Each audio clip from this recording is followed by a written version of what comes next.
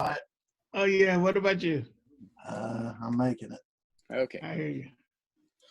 Well, we're recording, so we'll go ahead and get started. I think there's one or two that I don't remember in the other sessions. If there is a chat that you can use to send chats. Now, I've got two screens, and I have to look over on the other screen. That's why I'm facing one direction to see you and see the chat, where looking straight ahead is where my screen is that I'm going to be sharing.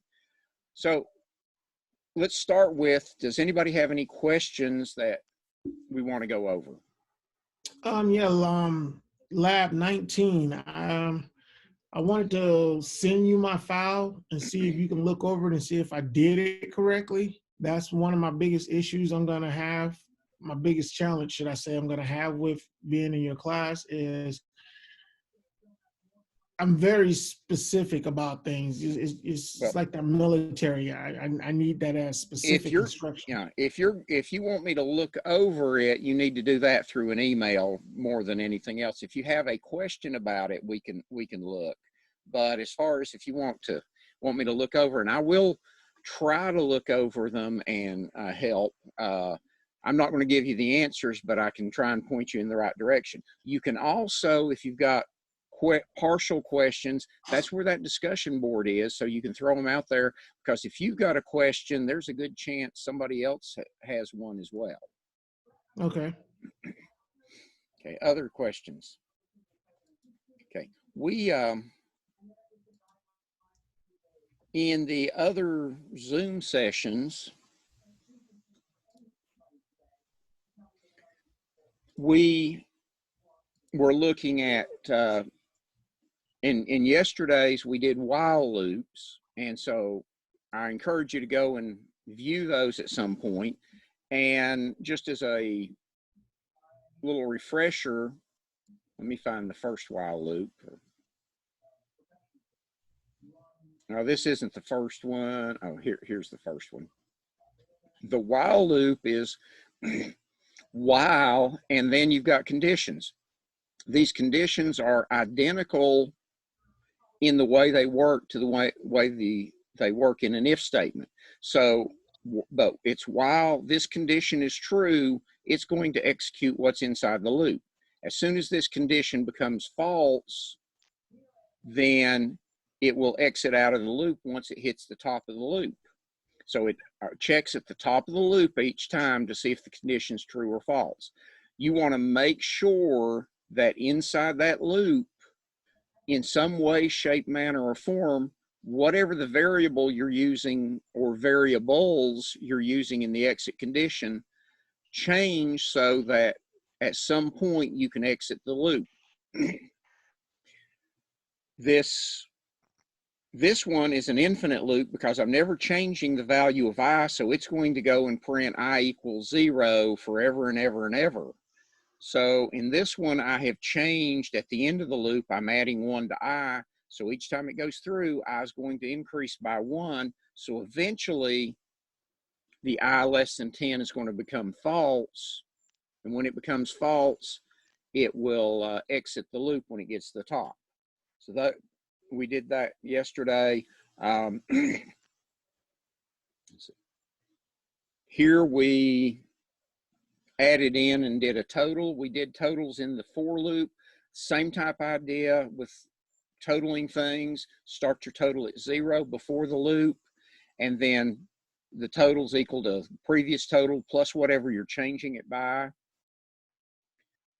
We also saw how we could, in a while loop, we could go through the while loop and ask for input and do something with the input, in this case, total it. We used our x not equal to 0 here, and we started x at a non-zero value. And as soon as you type in 0 when you run it, it would exit the loop.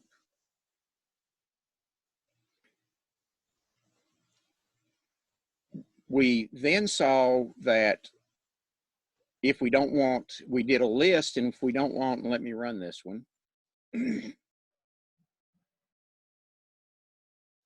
And let me enter, say, a 10, a 20, and a 0. 0 is the exit, but by using this if, the 0 was not included in the list. Otherwise, that 0 would have been included in the list because it would have executed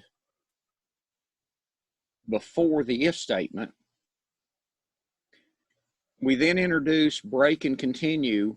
When you see a break in a loop, it says exit the loop. So breaks are almost always, as well as continues, breaks are almost always inside of an if statement. If they're not in an if statement, they're going to be executed every time you go through the loop. But the break says just exit out of the loop. Its cousin is continue. Continue says don't exit out of the loop, just go to the top and start the loop from the top again. So sometimes you don't want to exit out, but you want to maybe skip something, so you can use the continue in an if statement to say pop up to the top of the loop and start over. And that's what we did yesterday. Any quick questions about those? And if you haven't seen yesterday's video, I suggest you take a look at it as well as Monday's. I will tell you that sometimes it is, I'm trying to think of what day of the week it is now. Being at home all the time, I'm not getting that. Well, today's Monday, the start of the work week. Okay, questions. Today we're going to look at some functions that are part of different libraries. And the first one we're going to add is the time library. Now, the time library has a number of functions, most of which you would never look at. If I go to the time library, go up to the top, and if you go to the Python documentation and look for the time library, you'll find this document. There are a lot of functions there. ASCII time, pthread, clock get, make time. So there are a whole lot of those out there, most of which you're never going to use, but there are a few that you need to be aware of. Now, can anybody tell me in a computer how we measure time? Or if I maybe ask to hint a little, well, go ahead, see if anybody knows how we measure time first. Is it form versus time? Well, there is a clock. It's just viewed as numbers, right? It's a number. When does time start? But January 1st, 1980 or something like that? Close, January 1st, 1970. That is known as the Unix epoch. That is the beginning of time. And it measures the amount of time since 1970. So basically midnight, January 1st, 1970 was time 0. Now, unlike some languages, Python actually will let you still deal with times before that by having a negative value. So it's the number of seconds since 1970. Now, some OSs today still, some have been patched and fixed. And some older computers, they use a 32-bit number to store that value. That's being patched and fixed in things. If we don't fix that in 2038, we're going to have a time problem because we run out of the 4 billion and some seconds since that Unix epoch. Some of the operating systems have already patched. Others will be certainly by 2038, so that they're going to a 64-bit instead of a 2-bit value. So that makes us get up to the year 9000 and something.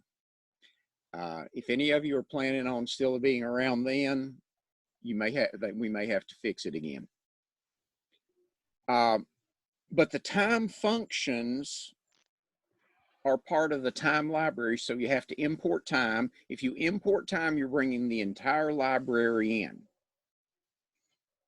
And there are several time functions, and I'm not going to go over all of them, but one of them, and I'll put them in a print statement, is the time dot. Remember, if we bring the entire library in, we have to use the library name, time dot GM time, with a 0 in there, and that will return Greenwich Mean Time. So if I run this, it returns it, but it returns it as what we call a structure.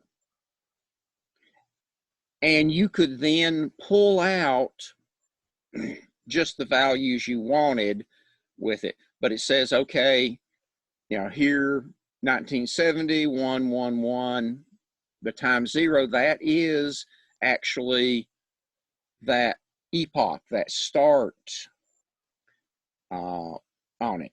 But we can also get the current date and time. So if I wanted to get the current date and time, if I do time.cTime is current, and it by default prints it in a more recognizable format,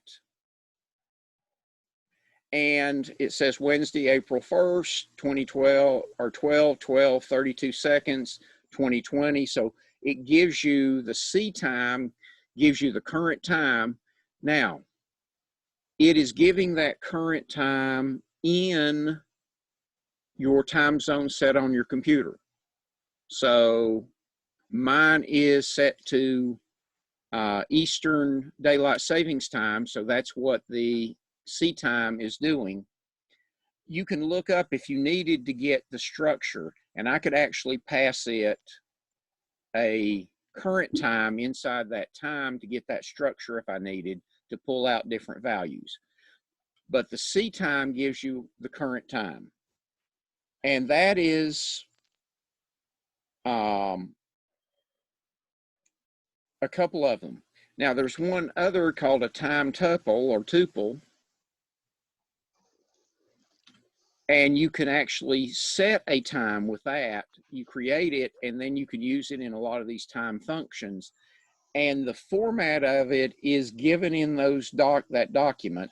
But it's year, comma, month, comma, day, then hours, minutes, seconds, and the 0 I think it's the 0 at the end is the times AM or PM, or maybe it's this 1 is the AM PM. We could look at it if we needed to. Let's see, find my right window.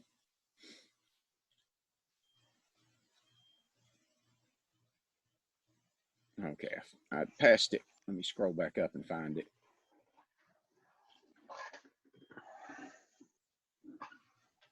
Here again, if you look at all these, the last one is the last item in there is actually the whether or not daylight savings time, and a couple before is AM or PM. So here's basically that structure if you needed it. Now we're not going to get that deep into time to need that structure. But one of the things you could do with times is you can compare two different times. So you take one time minus another and see how much time has elapsed and things like that. Now, the last thing we're actually going to do is I think the fun one, time.sleep, and you give it the number of seconds. So if I say 5, that would be 5 seconds. You can give fractions. So 0.5 would be a half second. 0.1 would be a tenth of a second. So if I do time.sleep, and let me print something before and after.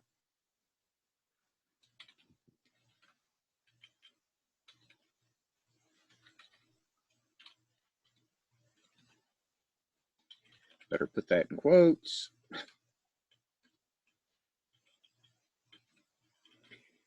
If I run this, okay, it's saying before, and then after 5 seconds, it says after. And if I made that longer or shorter, it will pause or stop the program. Anybody want to tell me sometime where you might want a program to pause? Doing an assembly in a factory of some sorts. Okay, yeah, in a factory where you have to wait, or you're monitoring, maybe in the factory you're monitoring the sensors and you want to take a temperature reading in that factory or a pressure reading on that line every 5 seconds. That way you could use the sleep to pause, and then every 5 seconds or every half second or every millisecond, you can go on and take the next reading. There you'd be in a loop. There is one of those cases too. You probably want to be in a continuous loop, one that never ends. You take the measurement, you do whatever you need to, maybe record it to a database, take the next measurement, record it, and you do that as long as that program's running. So that's one of the times for an infinite loop you might want it. Well, just for the fun of it, let's do a little fun little program with this. And let me say countdown equals 10, and say while countdown is greater than 0, let's print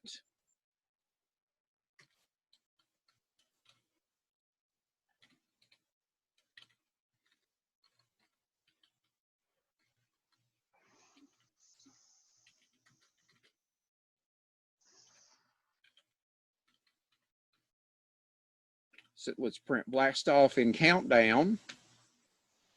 Let's then subtract 1 from countdown.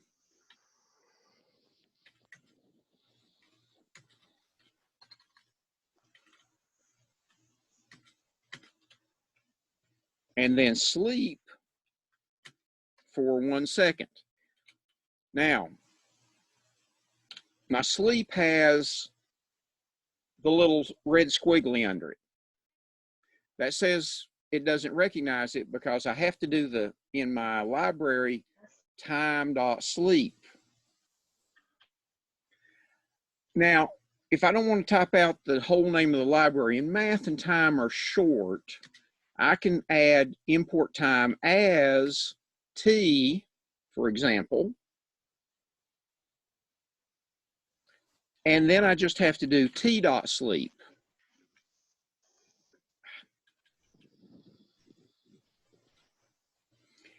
So if you've got a library that is long, and there's some of those libraries that have longer names, if you're using them, you can import the library as, and you can use a short name. So I'll do just the T, and that shortens what I have to type.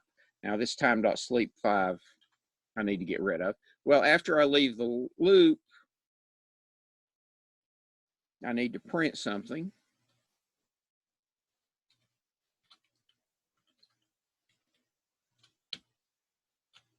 So we'll print blast off. So if I run this one,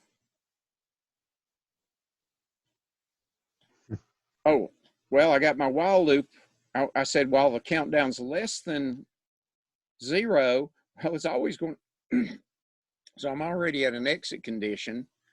I need to go into the loop while it is not less than 0, but greater than 0. I want to exit when it hits 0. So now it says blast off in 10, 9, and it's taking 1 second between each of those rows. And then when it hits 0, it says blast off. Now, I'm going to change it to say 5 seconds. I'll break it out and I'll just to show you that it does do that longer delay. So it's saying blast off in 10, and it's a lot longer than a second, then 9, then a lot longer, then 8. So the time or the sleep will pause your program for amount of time. Okay. So any questions on the time here?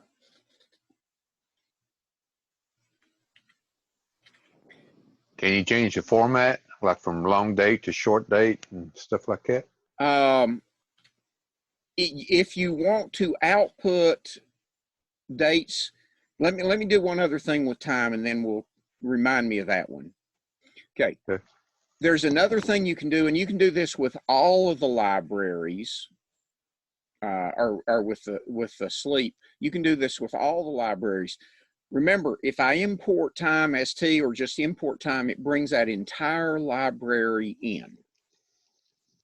Sometimes you only want a particular function.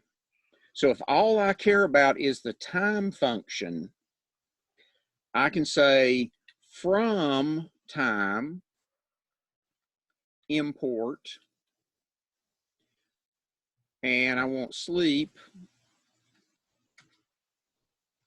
And if I say from time import sleep, that just brings in that one function. And if I do that, I don't have to have the library name dot. I can just do sleep. If I wanted more than one function imported from time, I can separate them by commas. So that is a shortcut that you can use. And now it runs okay without having the T dot or the time dot, because I told it just to import that function that I was going to need from the library. Now, our programs are short. They don't have a lot of libraries, so it's probably not a huge deal to import the entire library. But in a big program, if you have dozens of libraries, you may want to limit the functions that you import. Now, what's the negative of that?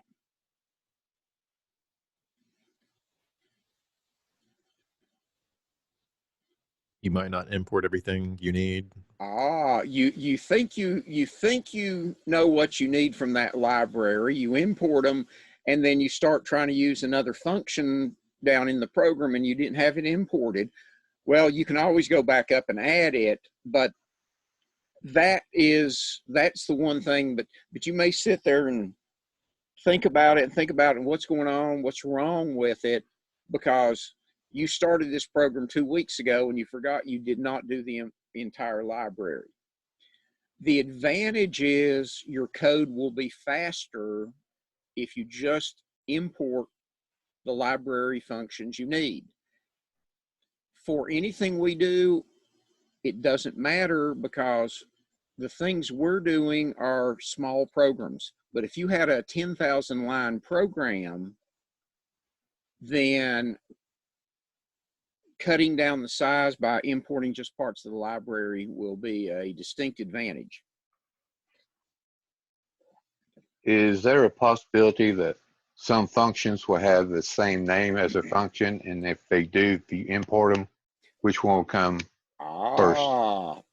That's a great question. And if you were using the standard functions that are part of the of Python, math import or math time, random, those you should not have a conflict. But you're going to use functions that, one, you may create your own library, or you download third-party functions. And there are, I don't know how many. At one point, I found a website that had tried to do a count, and they had over 2,000 libraries that people had made public, freely available libraries, and you can pretty much guarantee there are name conflicts there. If there's that possibility of name conflicts, there are a couple of ways around it. You can actually just import part of the library, but you can also, you could import time from, or from time import sleep. You can actually add the word as and rename the function.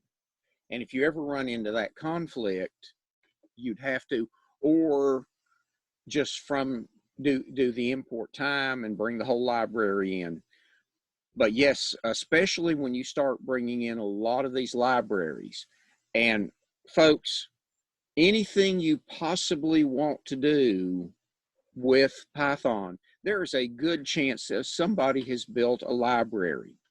There are libraries for dealing with big data, NumPy, and some of those that are designed for dealing with very large data sets. Now, it's built into Python, but there are libraries for reading databases. I can read and write to an SQL database from Python. So with all those different libraries, yes, you could end up with a name conflict. Okay. The question was, can you change the time format? Well, you can't change the structure of the time, but if you are outputting time, and let me find the table. I probably had gone past it. Oh, yeah. If you've got one of those time structures and you want to be able to format your time, and you can use some of the anything that's going to generate one of those time structures, such as the GM time, the local time, those, you've got a function, the strf time function, and in it you can go in and tell it using percent and these letters what parts of the time you want to output. So a percent lowercase a is the abbreviated day of the week, WD. The capital A is the full Wednesday. Lowercase b is the month. Uppercase abbreviated month. Uppercase B is the full name. So you've got those. For the hours, you can do a H for a 24-hour, I for a 12-hour clock. All of those will allow you to format and display a time in the manner you want.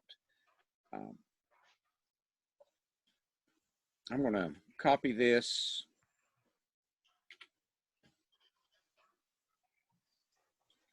And let me create another program.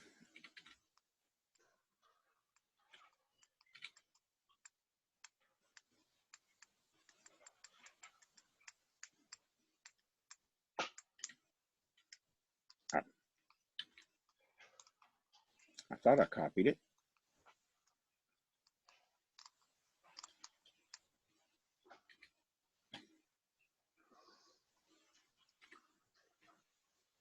Now, notice I've gotten the little squigglies though right now.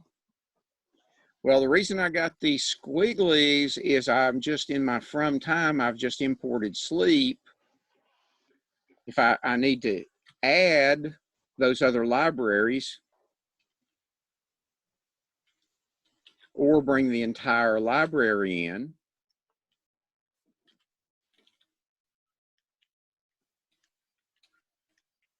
and now if I printed it, let's say X equals, I could put that in a print statement, but I'll just print X.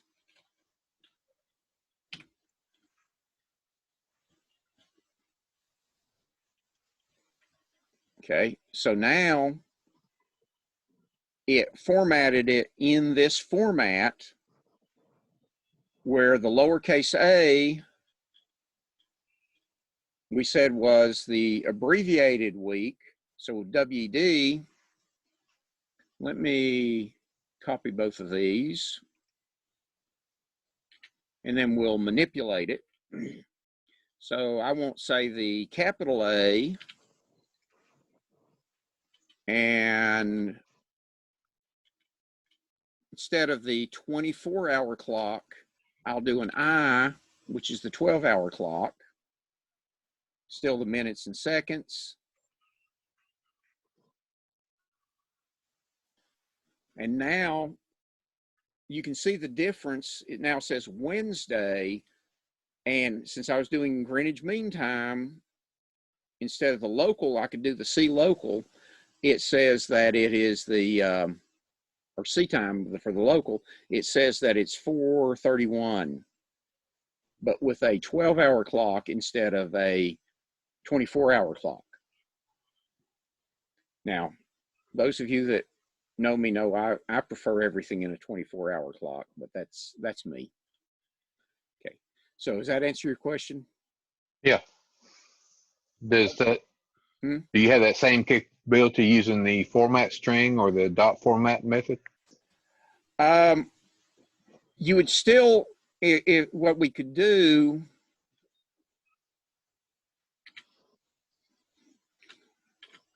is I could actually change this.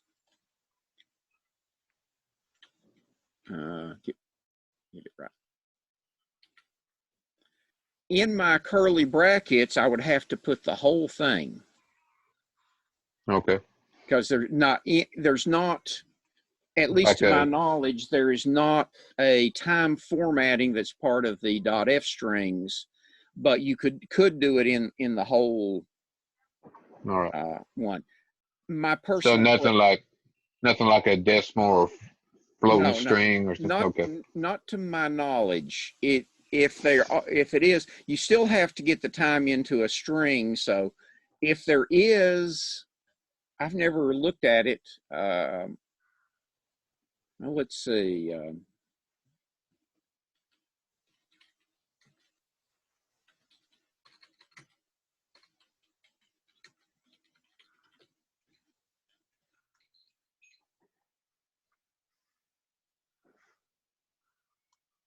Let's see if I can see.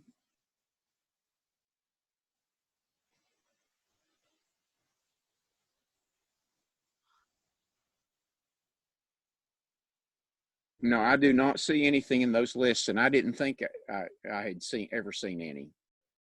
So you use the string manipulation functions to get it in the format you want, and then you can use it any way you need to. So you do have to use these time manipulation format to format it out, but you can certainly format it any way you want based on all of those format codes. You can get seconds as decimals, week number, the numeric. Getting the week number might be good because if you want to see how many weeks have elapsed between,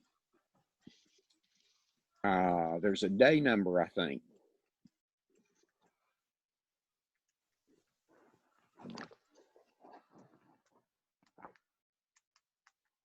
Day of the year as a decimal, yeah. So you can get the day number with the J, and that will tell you how many days in the year, and you could pull that out as a numeric value, as an integer value, and do date math with that.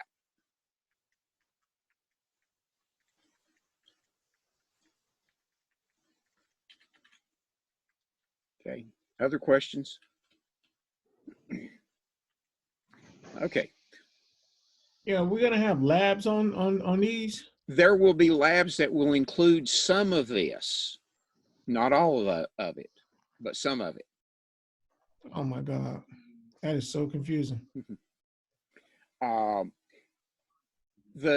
I think the labs, I think the main thing that if there's the lab might be a sleep lab, one with the sleep. I don't think I've got anything that is having you truly manipulate the times, but I do think I have a lab that you're going to have to get the current time and display it, and that would be that C time. Okay. The other I'm just- library I wanted to look at today, to me, is the most fun library out there, or I shouldn't say most fun, one you can have a lot of fun with, and that is the random library. Import random. The random library is our random number generator. What's a random number? Pick a number between 1 and 100. Don't matter what it is. Yeah, a number between two values that are totally random. Now, how random is random? As random as your algorithm. As random as your algorithm is, yes. There are random numbers that are not very random.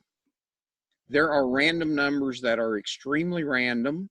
A few years ago, Windows, they discovered a problem in the Windows random number generator that made it easy to predict what the next number is. Random numbers are used a lot in statistics.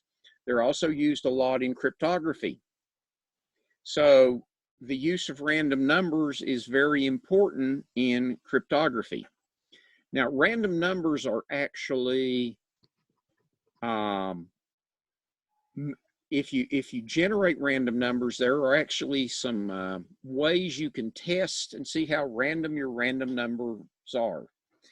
And I'm going to go to grc.com, which is Steve Gibson's website. And let's see, services, I think. Perfect passwords.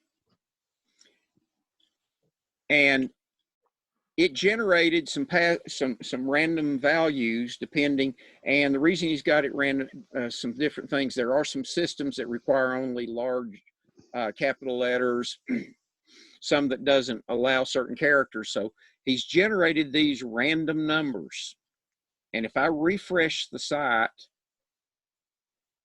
it will generate new random values. And he sent this off, and somewhere in it, I think it tells, but he sent off about, I think it was either 250,000 or 2.5 million random numbers that were generated to a site that tests for randomness. And that website was generating some of the most random numbers of any random number generator in the world. So that if you need truly random numbers, grc.com's perfect passwords will give you some of the most random numbers of any random number generator in the world. I think somewhere he tells in it all the things he uses for generating it. By default, Python uses your computer's clock. By default, Python uses the computer clock. And that computer clock is where it does what's called the seed, or it generates the first random number based on the computer clock. So it runs a lot of math operations, but you have to give it a seed value. Most programming languages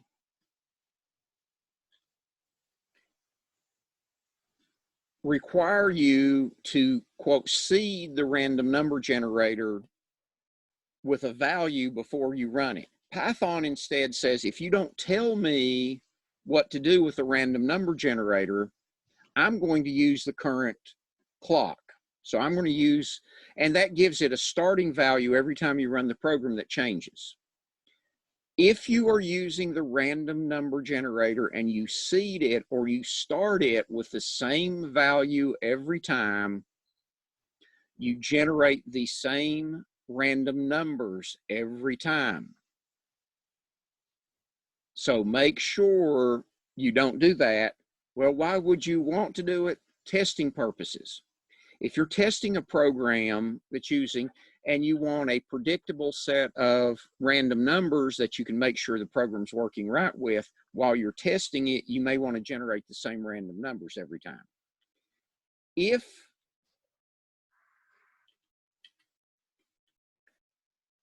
you want to seed it, we can use the seed command. I'm not going to seed this first one. I'm just going to generate a random number. And there are a bunch of, actually there are a bunch of methods, and I don't want to use that one yet because that's the one for floating points.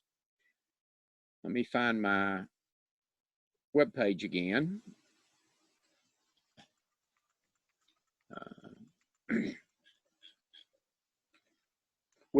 Again, you can go to the Python documentation and you can get the detailed information on these random numbers. But to start with is the seed. And if you either run the seed or you run it with nothing in there, it uses the current time. There is a version 2 of the seed, and it does some manipulation with that time and things that it actually gives you even a better random number generation in theory. I've not tested it, so I don't know. But the random number generator has some integer methods, and rand range is probably the most used. Rand range, if you just give it a stop value, generates a random number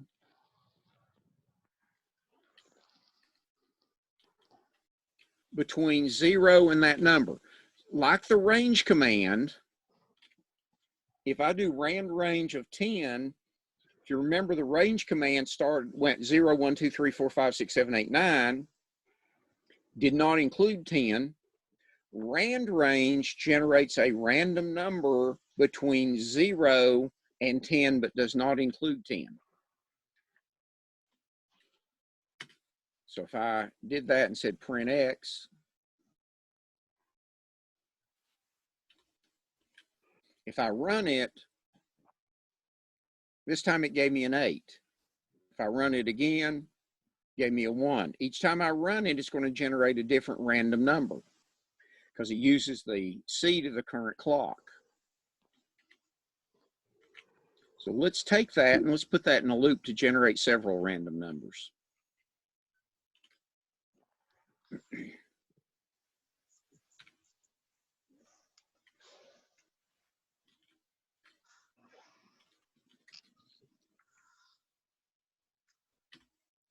Let me start X at 1 and say while X is greater than 0.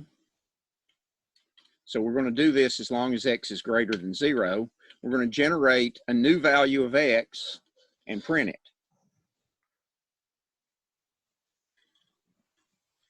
So this time, I'm not going to count how many it did, but it did several. Started 4, 7, 2.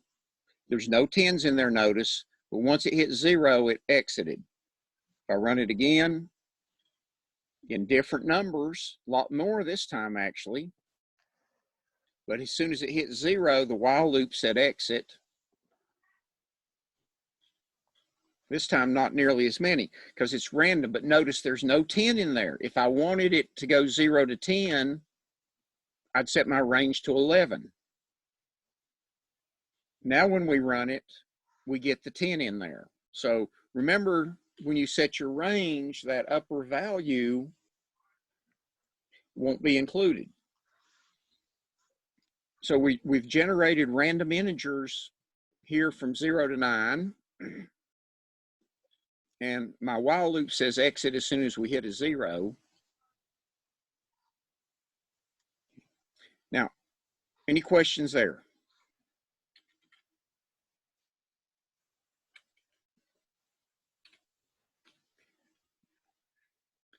I'm going to take this one and I'm going to add that seed, the random dot seed. And if I put it that way, that really is not going to change the program at all, because the seed is always the time if I don't put anything in there. This time it only did 4 numbers. This time quite a few. But if I put something in that seed value, it's going to always use that as the starting point of the random number. So I'm going to seed it with a 10. Notice it did 0 and 9. Run it again, 9 and 0 rather. 9 and 0. It will always generate the same sequence. And I did not know it would just do 2 then. If I do an 11, did several, but did 7, 8, 7, 7, 8. Run it again, it starts 7, 8, 7, 7, 8. So if I do that seed and I put a number in there, and that number is a constant and never changes, it will always generate the same sequence of random numbers. And there are times for testing purposes that's good, but in production, that's probably never a good idea. So by doing the seed, go back to the 10 for the seed, and it's the 9 and 0, it always generates the same random numbers.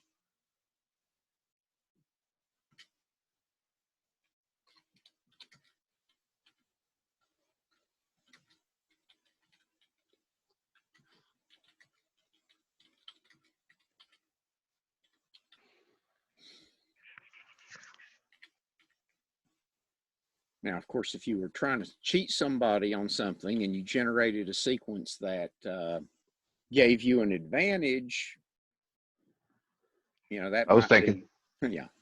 I was thinking of the lottery. Yeah, lottery or things. Now, with a rand range, you can give it 2 parameters. So if I said 1, 7, just like the range command would go 1, 2, 3, 4, 5, 6. It wouldn't include the 7. The rand range generates random numbers with 1 up through 6, 1 to 6.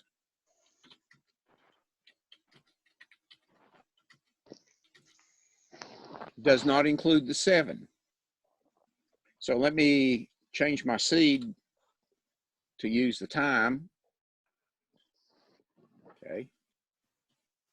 And what's the problem here? Well, the problem here is I have an infinite loop, because I'm using X. I'm running this as long as X is greater than 1. X can never be 0 now, can it? No. Because I started at 1. So I'm going to go ahead and add a count equal 1.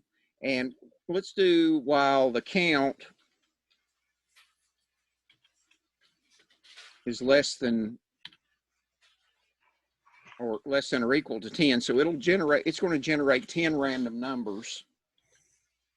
And let me print.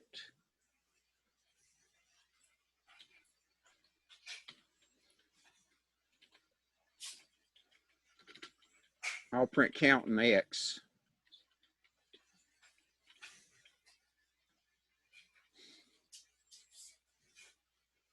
And, oh, I left my close quotes out. Still an It's still infinite an loop. infinite. It's still in an infinite loop. Yeah. Somebody other than Todd want to tell me why? I know Todd got it.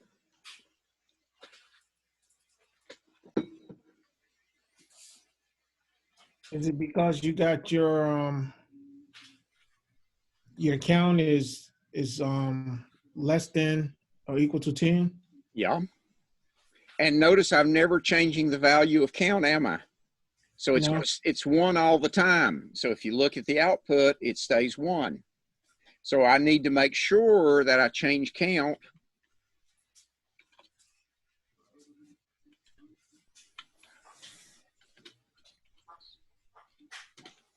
So I'll tell it count plus equal 1. Now it's adding 1 to count each time, so count will eventually reach the 10 and it stops. But this time it did 3, 2, 5. I didn't end up, I got a 6. I ended up not with a 1 there. Let's run it again. Okay, here I've got a 1, a 6. So it's going to generate 10 random numbers each time.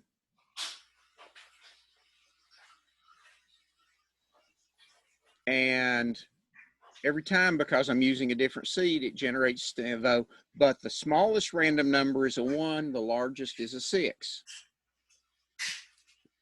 So I can use the rand range with 2 parameters to get 1 to 6.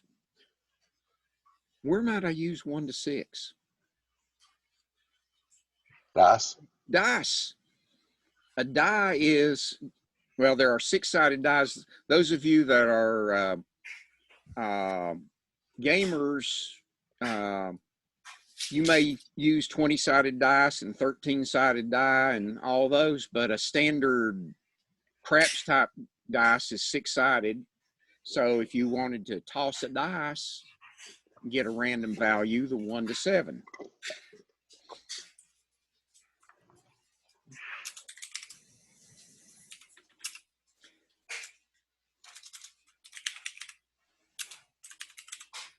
Now you can use the rand range with 3 parameters.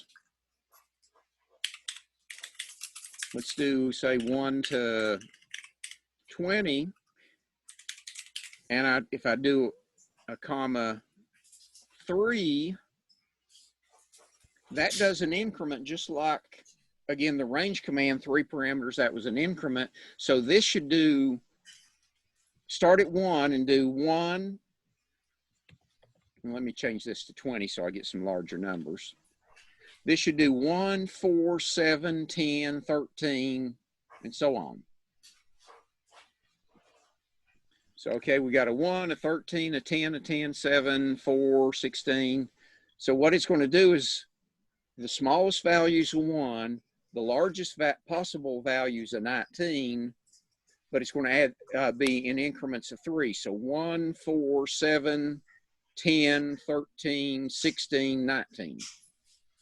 Those are your possible numbers there. So if you use 0 as the beginning, it'd be 3, 6, 9. Right. 12. If I change that to 0, it'd be 0, 3, 6, 9 up to 18 being the largest. And there's one with a 0, and we've got 18. If I wanted 3 to be the smallest, if I said 3, that would make 3 the smallest, but again, it would be in increments of 3. I don't use that very often, the 3 parameters. The 2 parameters I use a lot because I want integers between a starting and an ending value. Okay. All right. Questions?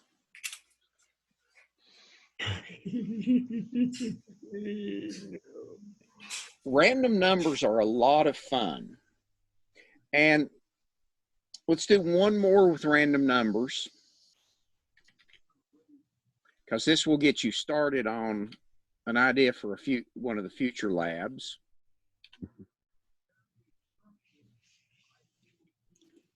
And I'm going to go in here and I'm going to say 1 equals 0, 2 equals 0. You need your quotes? No. I said the word 0. I wanted a 0. Thank you. Can't talk and type at the same time. 3 equals 0.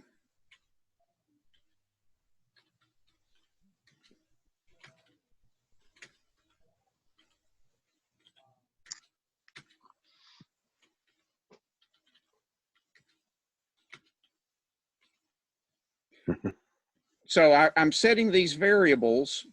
Let's say I want to generate random numbers between 1 and 6, including 6, so 1 to 7, like we did before. But instead of printing them, what I want to do is count the number of occurrences of 1s, the number of occurrences of 2s, the number of occurrences of 3s.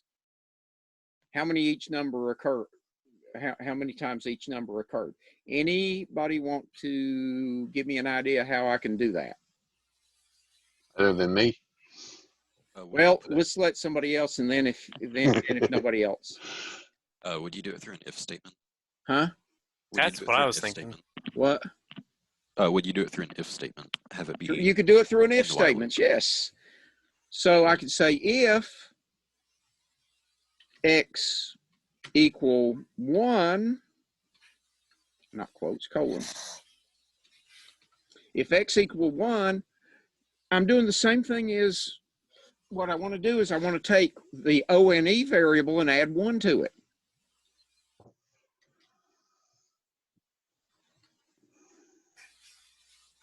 So I can do the shortcut plus equal 1. So I add 1 to it.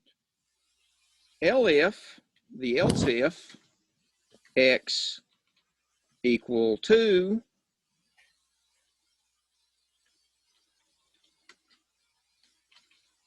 add 1 to the 2 variable. And same thing with 3, 4, 5, and 6.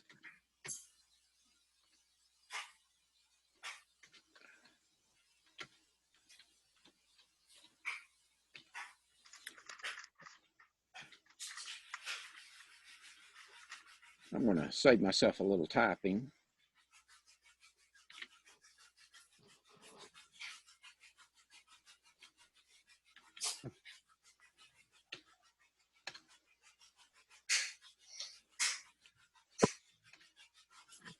Change that to 4.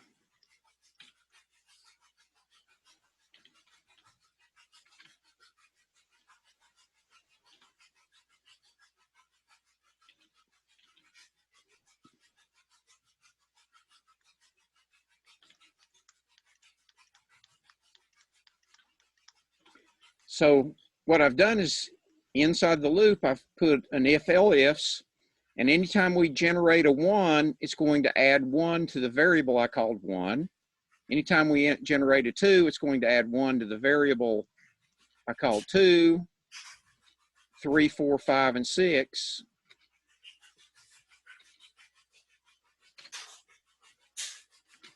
So in theory, once I exit the loop, I should be able to print those values.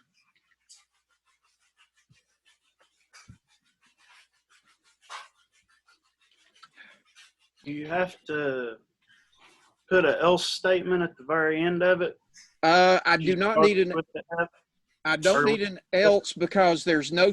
In this case, there is no possibility of a value other than those 1 through 6. If there was a possibility of a different value, you're right, I might need an else. But because the rand range is only going to give me 1 through 7 or 1 through 6, it will never give me a 7. I have accounted for all the possibilities. But good question.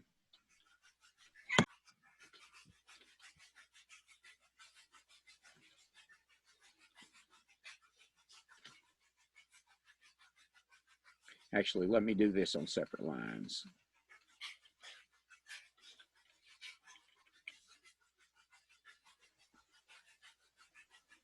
close my quotes.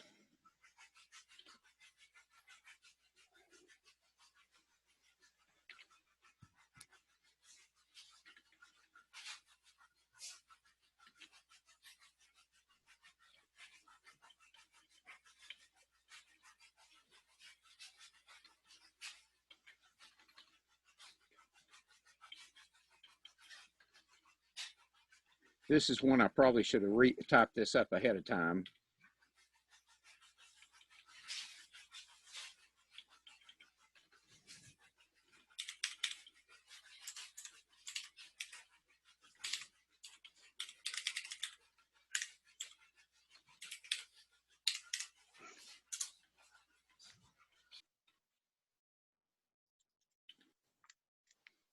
So when I run it now, well, there's not a whole lot of numbers here.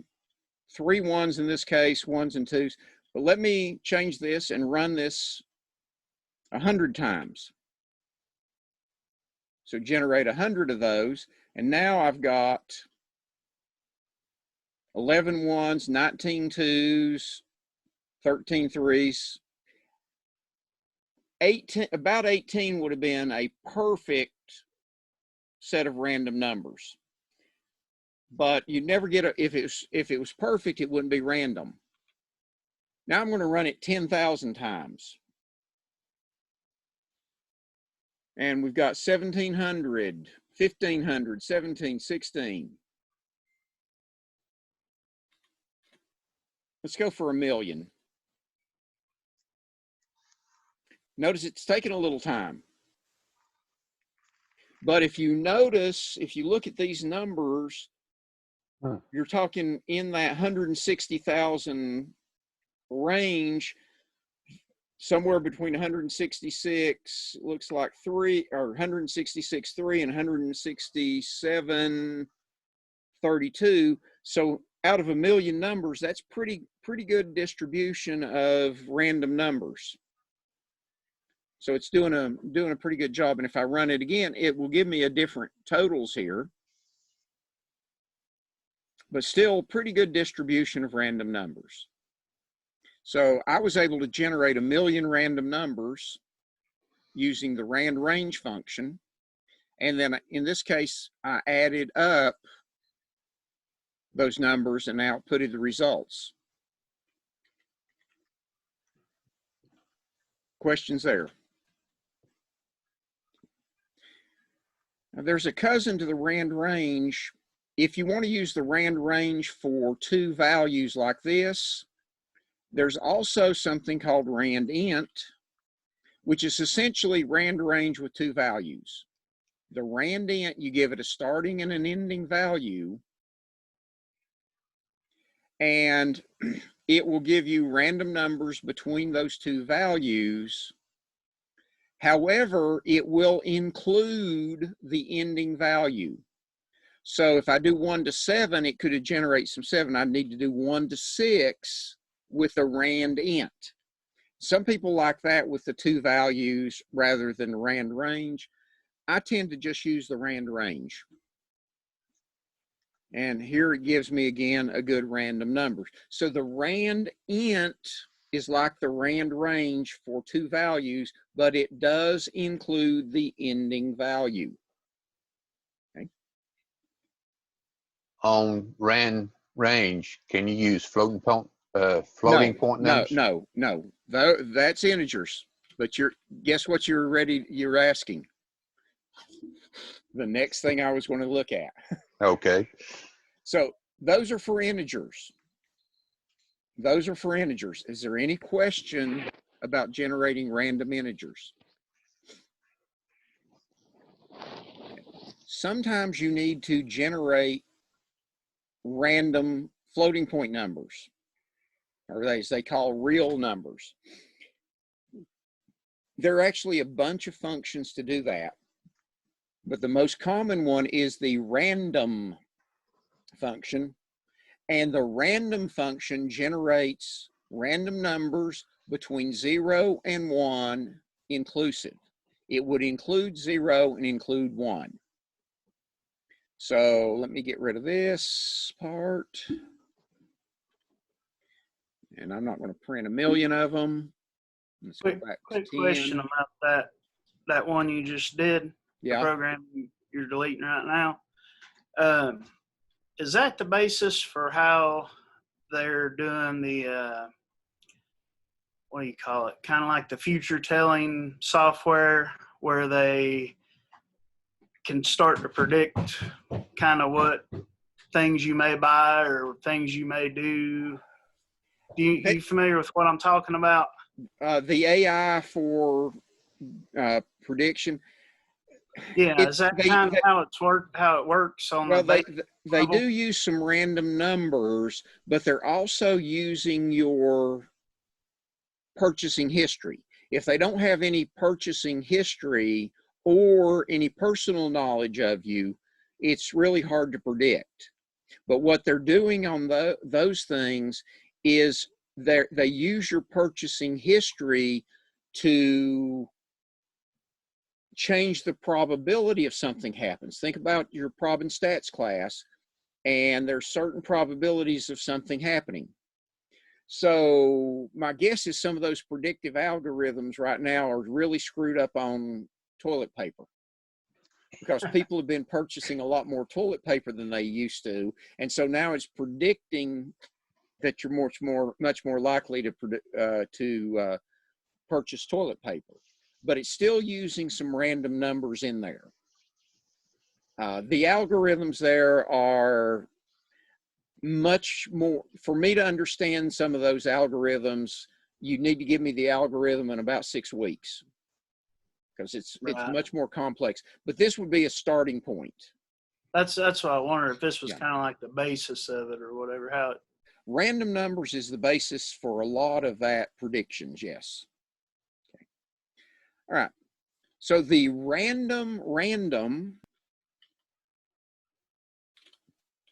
generates a floating point value between 0 and 1.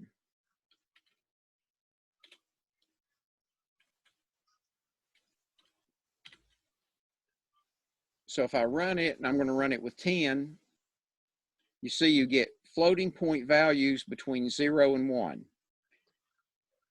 Run it again, whole different set. So if you need floating point numbers, you do the random, and that generates what they consider pretty much a random distribution. So if you want to go, I start saying if you want to go higher than 1, generate your integer, then add them. If you want to go higher than 1, then you've got to typically, and I copied the wrong one.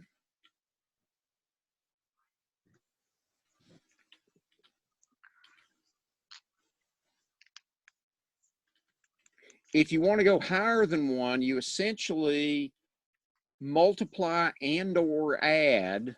So if I wanted a random number between 0 and 100, I could take x, and I could do this in a single command, but x equal x times 100, and that would give me a random number between 0 and 100. 31, 47 and all. If you needed it to say between 1 and 100, you would go 99 here, and then you would add 1, and so that would generate a random number that multiplied by 99 would give you 0 to 99. Add 1 to it would give you 1 to 100. Basically taking a percentage and making a whole number. You shift it up or down and multiply it as needed to get those larger numbers. And then, of course, if you only wanted 2 digits, you could round. Right. So I'll print x. Let me round it afterwards. X equal round of x comma 2 to round it to 2 decimal places. Then let me print x again.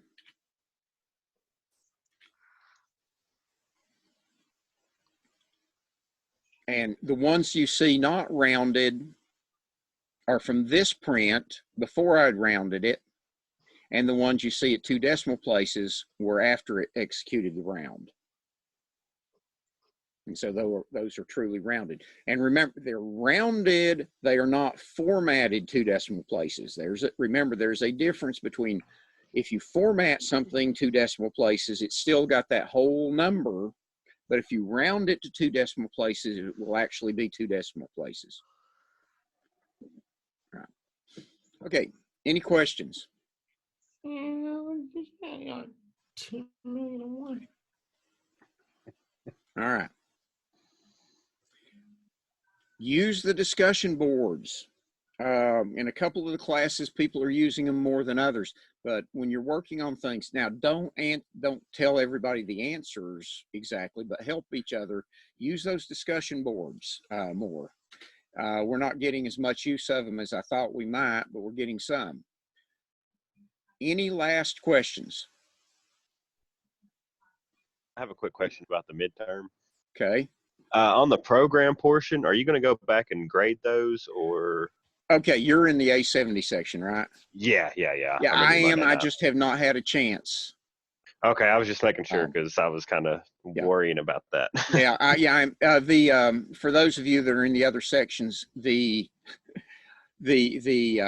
night class they were supposed to do their midterm the Monday we came back from spring break, so they only did their midterm last week. So I just have not had a chance.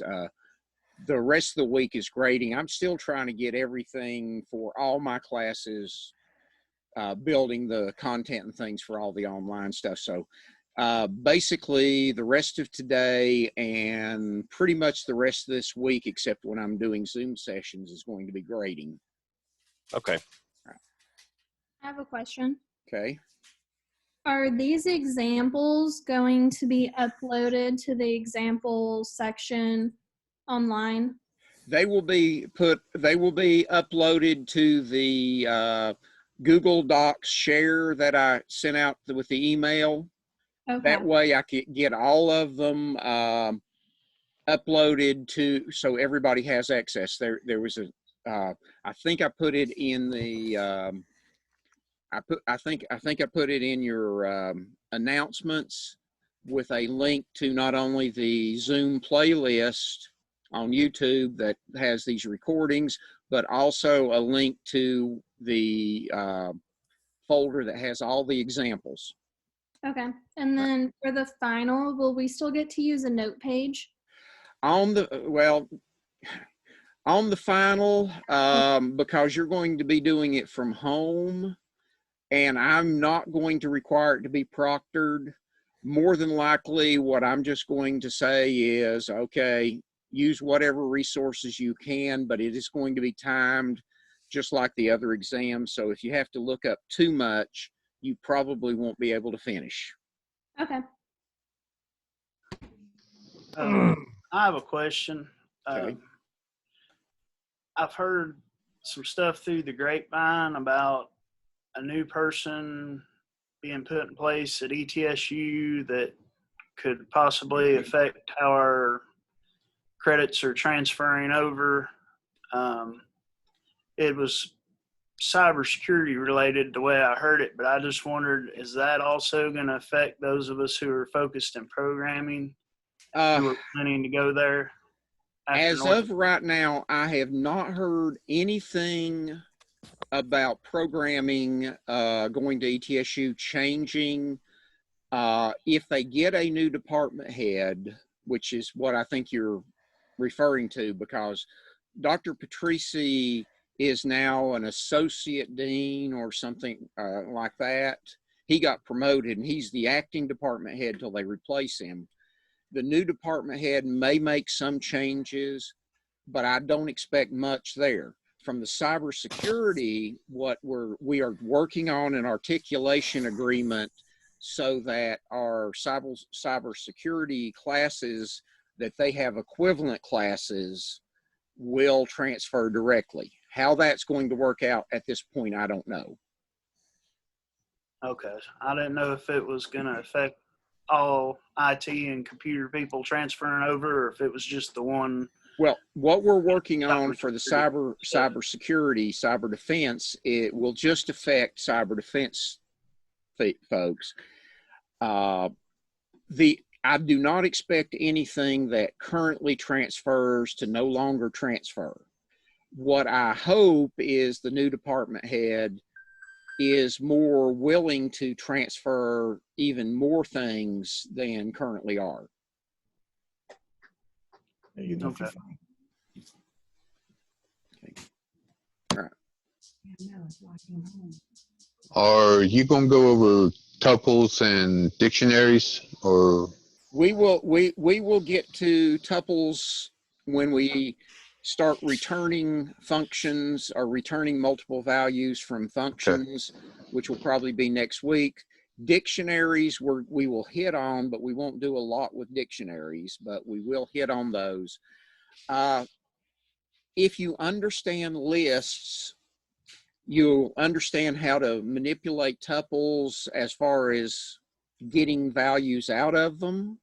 The difference is a tuple is not changeable. Once you create a tuple, it cannot be changed. Where a list, we can change values in a list. Tuples, you cannot change any values once you create it. Dictionaries are a little bit different. You can change values, but dictionaries are what we'll call a key value pair.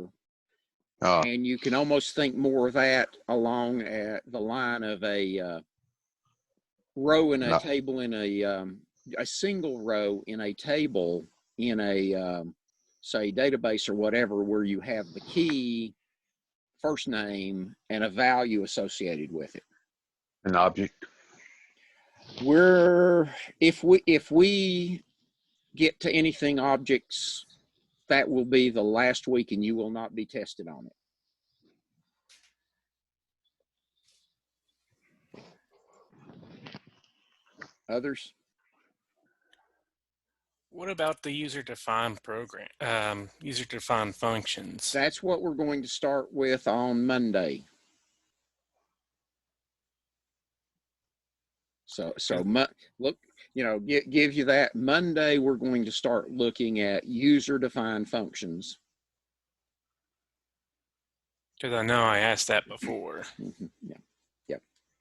That will be Monday, unless I have a whole lot of questions we have to answer during the Monday session.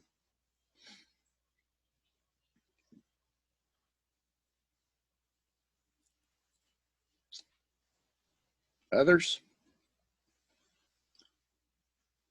Well, if there's no others, then we'll go ahead and stop, and I'm going to stop recording. If anybody hangs out and wants to ask a private question after I stop recording, otherwise we will see you next time in the Cave of Doom.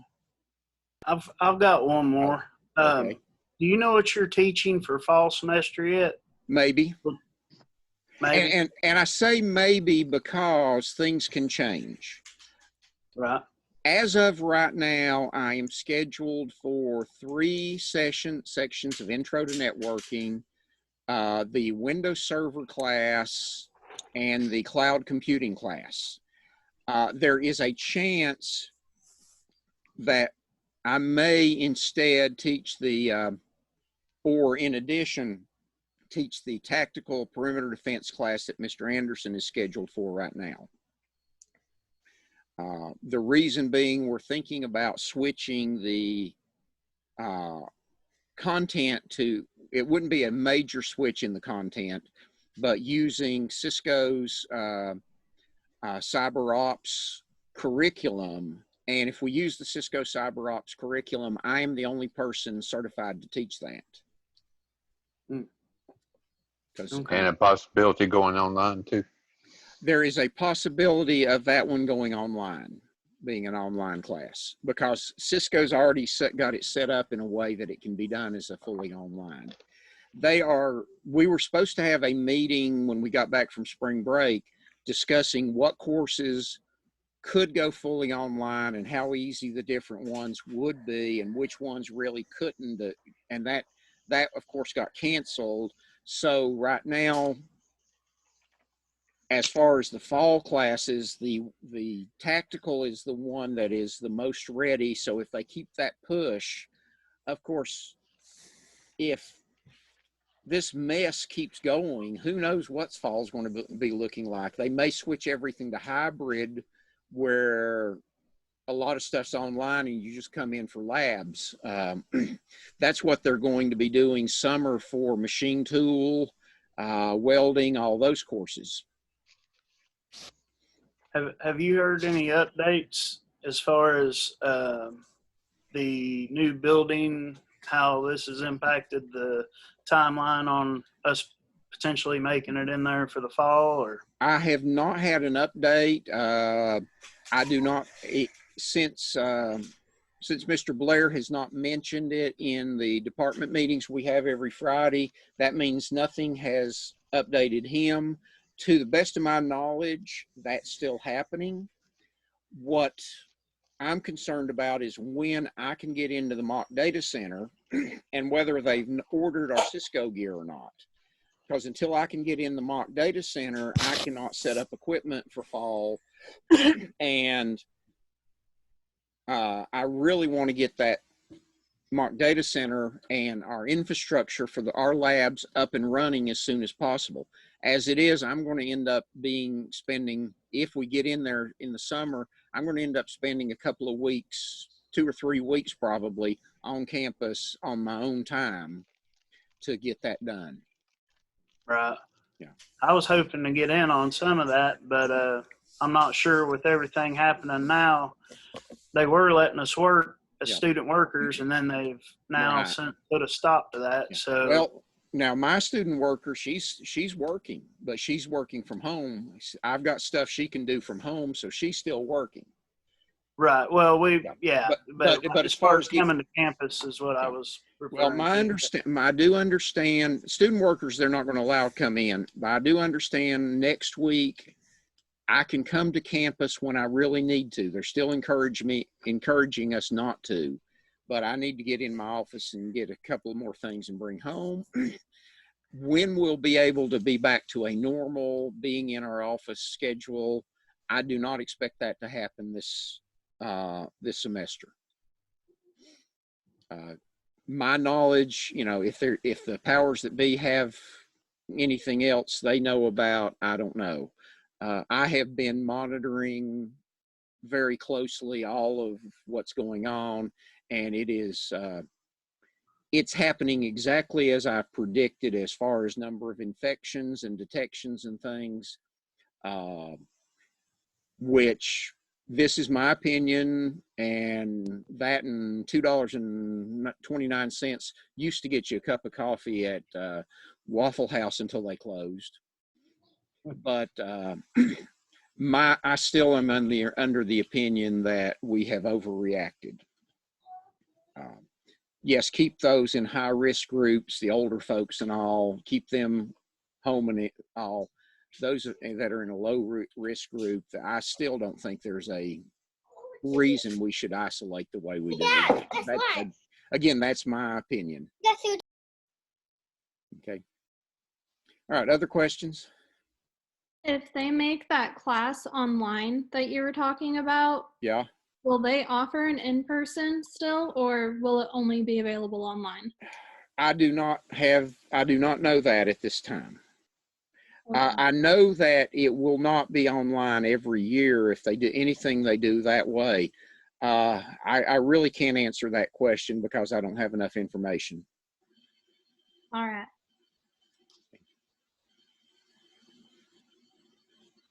All right. Anything? I had one quick question about the fall semester. Is there only one section of Windows Server Administration?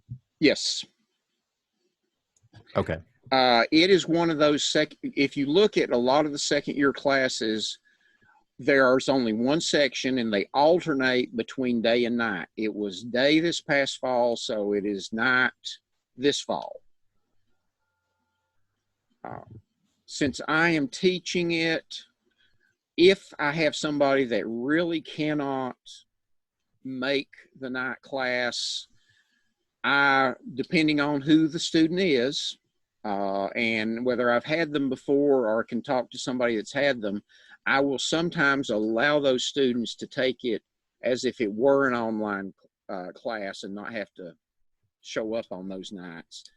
But I do that on a case-by-case basis. Get us a lot more students and we can offer day and night sections every year. Okay, thanks.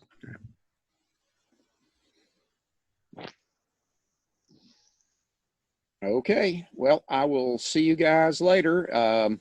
The next session is on Mondays. It's always going to be a night section because night Zoom, because Monday is when the night class normally meets, and I want them to have the opportunity to do live as well. But on Tuesdays and Wednesdays, it will be, Tuesdays will always be at 1:30 because that's when my 1:30 Tuesday class. Wednesdays are going to alternate between at 10:30 and 12 because I've got the 10:30 class and the 12. So next Wednesday will be 10:30. And we will see you all later. Thank you. Thank you.